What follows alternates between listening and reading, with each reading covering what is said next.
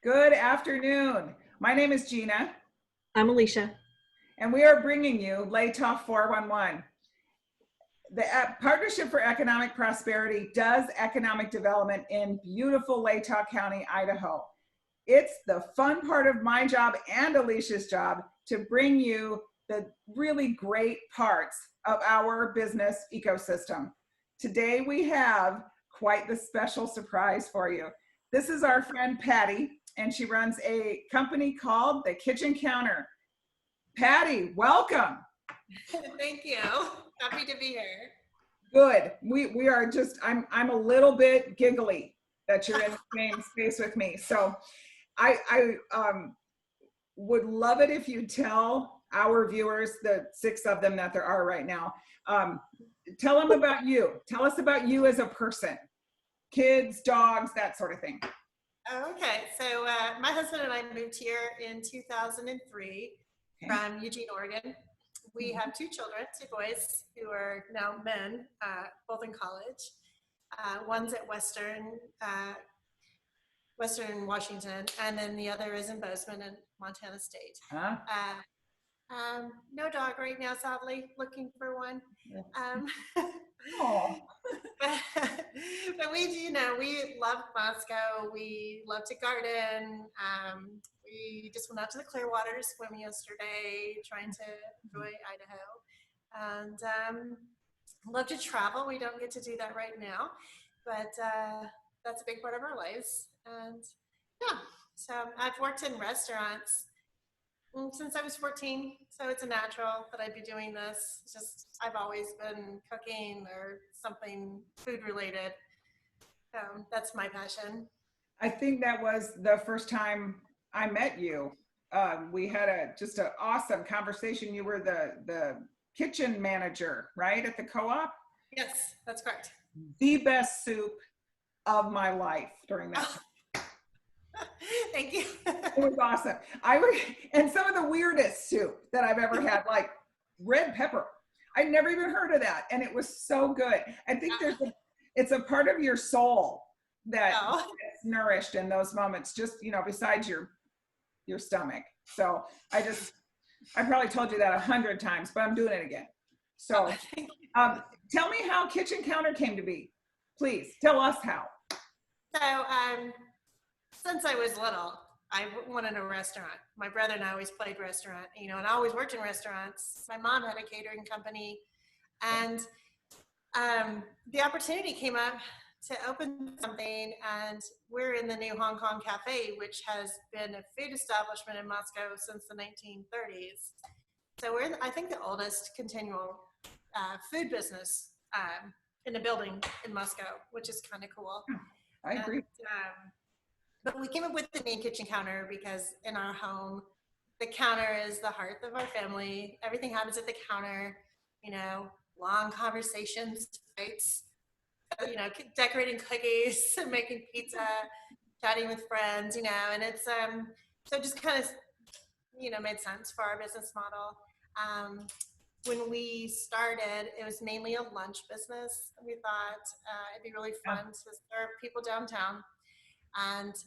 But then it kind of expanded more into some private dinners, catering. I really can't stay focused on one thing. I like to do lots of things. And then we added in once a week an aperitivo with drinks and small plates and things. So it's just been really fun to play restaurant and I cook so much food. I cook so much food. It's kind of crazy. That's been really fun. You have single-handedly saved a couple of my big, hairy meetings by bringing in such great food. We had a site visit, the very first site visit we ever did as an economic development organization. You fed us. Kitchen Counter fed us. And it was the highlight. It was the highlight. Doesn't say, well, yes, it does. It says a lot for my site visits if I can feed them well. But they love the lunch. So thank you. Yeah, What's thank you. Inspiration for your menu? Where do you get your recipes? In my head. I don't use any, besides baking, I don't use recipes. I create all my food just because I've been doing it for a long time. Before I started Kitchen Counter, I worked at the co-op for 5 years. I worked at a natural food store in Eugene. I ran that kitchen for 3 years. But I've just been around food a lot and just playing with food. And so I understand like just what goes with what. I think I've got a good sense of flavor. Wow. And how to just throw things together. But mainly it's like what's in season, what do we grow here on the Palouse, how do I use lentils, chickpeas, the wheats, and then throw in whatever seasonal vegetables we have or local meats I can get, and keep it simple. That's my goal. Super clean. People tell me a lot that after they have lunch here, they feel good. They don't want to take a nap. They have energy. It's always a nice compliment. I have never, okay, I'm sounding very extreme, but I'm telling you, these are moments for me. The blood orange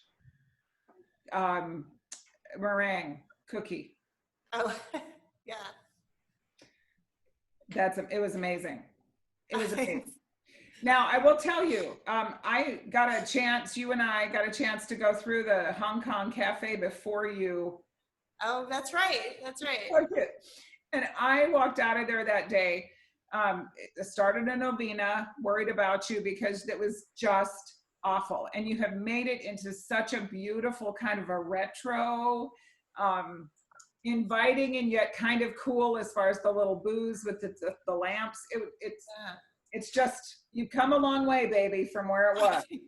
I have to give credit to my husband for a lot of the interior. That's what he's a designer. He's very good with it. Yeah. You definitely have a good team. Thanks. That place is so there's a change that I was hearing when you were talking about it. You played restaurant when you were little kids and your mom was a caterer. So you've definitely got kind of the DNA, right, of doing this. But at some point you decided, you were working in a natural food place and then the co-op, all of a sudden then you put your own bacon on the line. Yeah. What changed it? Because help me understand the progression there. Oh, okay. Just really wanting to do my own thing finally, not having a boss. I've had so many ideas over the years, worked in so many restaurants that were cool and fun and wanting to create a vibe of places that I really liked. And also when we travel, the things that we pick up along our, to bring it back to Moscow, and wouldn't that be fun? So I just had a time when I wasn't working and we just started looking. And yeah, everything just kind of fell into place. And yeah, I think your location, where you are in kind of the flow of Moscow's restaurant row too is kind of exactly perfect. Yeah. It's just, it's really nice. So I'm a young business person and I'm out of school 5 or 6 years. I've got a little bit of money I can play with. What would you tell me? I want to start my own business. What would you tell me? I would say don't start a business unless you know a lot about that particular product you want to sell or something you want to make.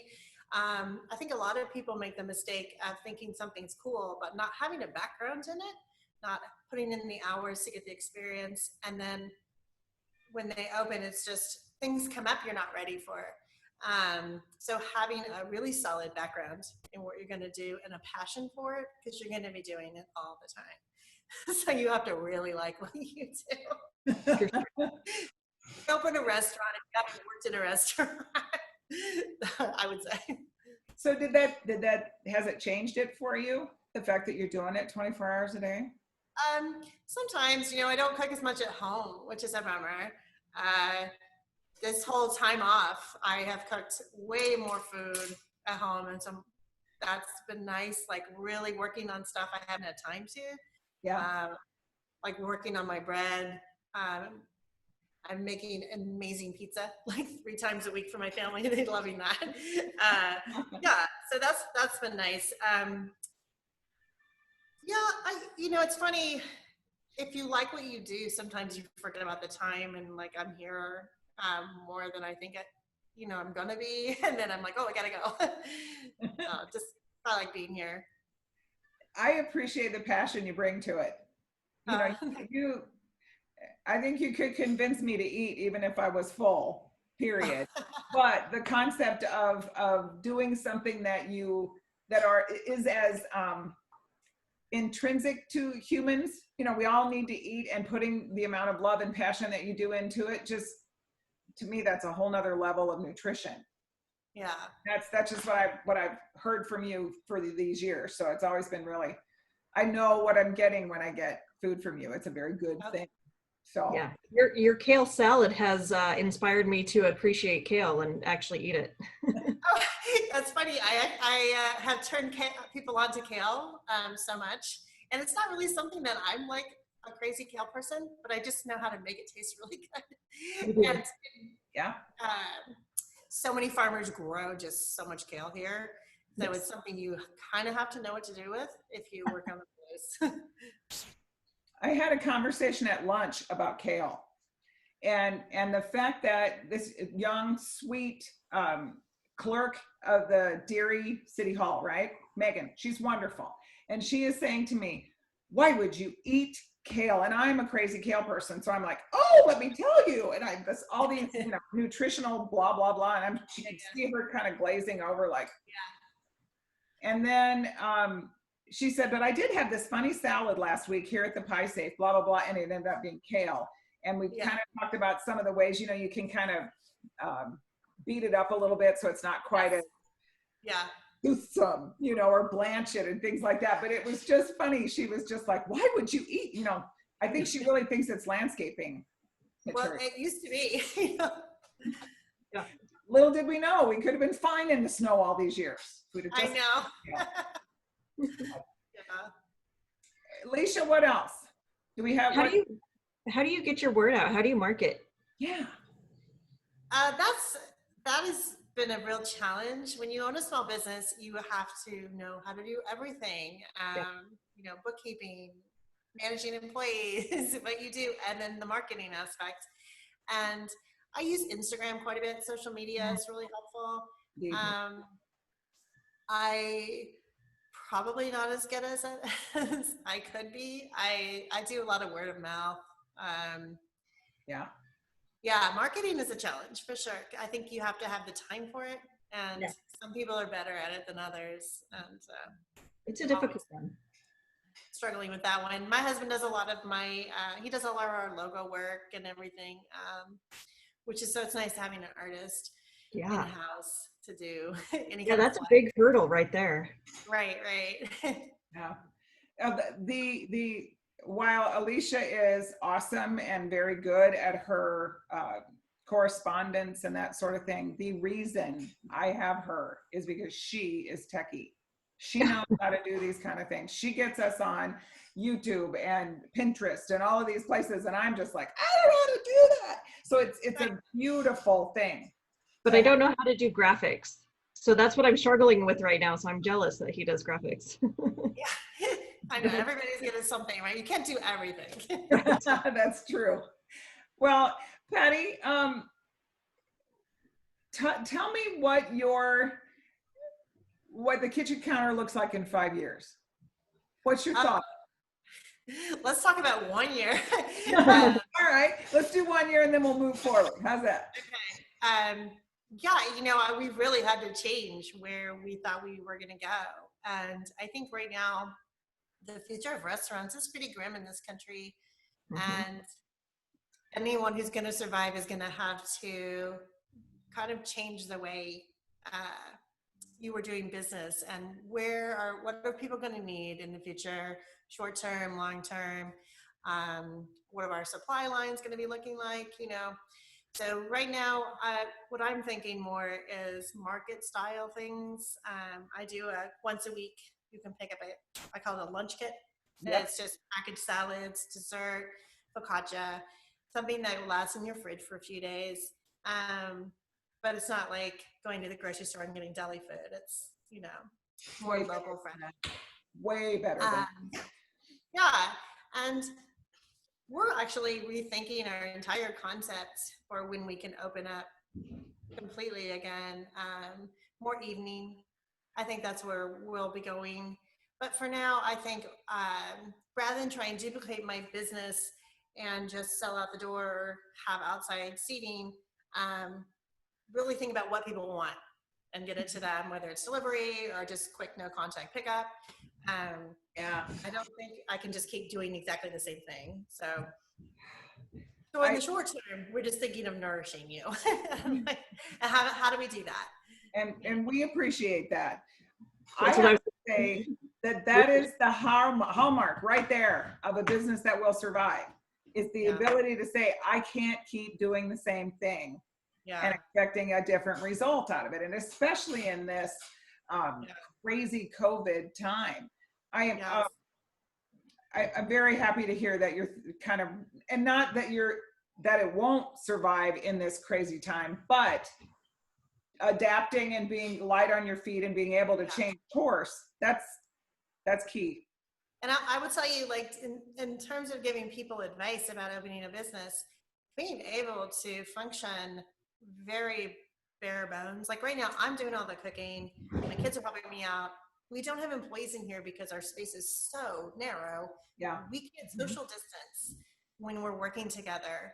And I'm very conscious of not putting someone in a position so I can make money that's, dangerous to them. And we can go, like, we can pay our overhead, we can function, stay alive, just stripping it down. And if you start a business where you just have too many moving parts and you can't do that, you can't turn quickly and change your business model. So that's something really to think about, like, I think in this time. Yeah. I appreciate that. I think that the idea of being your own boss, setting your own hours, hiring and firing on your own is so attractive that I do think sometimes you get into a situation where there are too many unknowns and too many, like you're saying, too many things in play, and then you're stuck with debt and a business that doesn't float. Yes, you can make more money doing that, but you can also lose more money. Double-edged sword for sure. Exactly. Hey, I totally and completely appreciate your time. It is always fun talking to you. Thank you. Yeah. Always fun talking to you too. Tell us where your business is so that everybody knows where it is. It's 124 South Main, right in between Mag Greek and Cafe Artista. We call ourselves the Harry Potter business because literally you can walk by it a million times and not see it, and then turn one day, what is this? It is so hidden. It surprisingly is. Yes. It's all, I don't know. I don't even think neon would do any good in that spot. I really do believe that. Yeah. Maybe it's force of habit too, because I know I did not look in that Hong Kong cafe very often. Yeah. But they had the biggest neon sign in town out front. And nobody, it's interesting. It's, it's like there's I don't know. You have to be in the know to know we're here. Well, I'm glad I'm one of those people. Yeah. Thank you. And you have an Instagram. Is that a tag? What do you do on Instagram? Is it a tag or a? It's it's at Casey Moscow. Okay. And we also on Facebook, Kitchen Counter.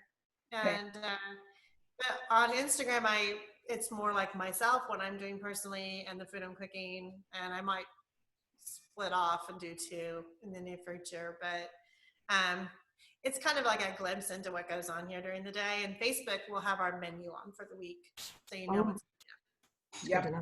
Yeah. What are your hours currently? Sorry? What are your hours currently? We are just open to the public right now, Fridays from 11:30 to 1:30. And so people order in advance and then pick up lunch once a week. And we have been selling out sometimes by Wednesday. Wow. But I post it every Monday morning on our website. And that it seems to be working. I've done some private catering as well. My next step is probably going to be to add a dinner for people to pick up and order like in advance. Man, I'm going to be all over that. Oh man, I'm going to be all over that. Yeah, we really enjoy the family meals that are coming out from places. So that's a good step. Yeah, I think so. Everyone's tired of cooking. Yeah. All right, Yep. everybody, when you're walking down on North Main in Moscow, the minute you get near Cafe Artista, start looking out because kitchen counter is right there. It is worth your time and is very, very good food and good, awesome people in there as well. This has been Lay Talk 411. I'm Gina. I'm Alicia. And we are from the Partnership for Economic Prosperity. Thanks for listening.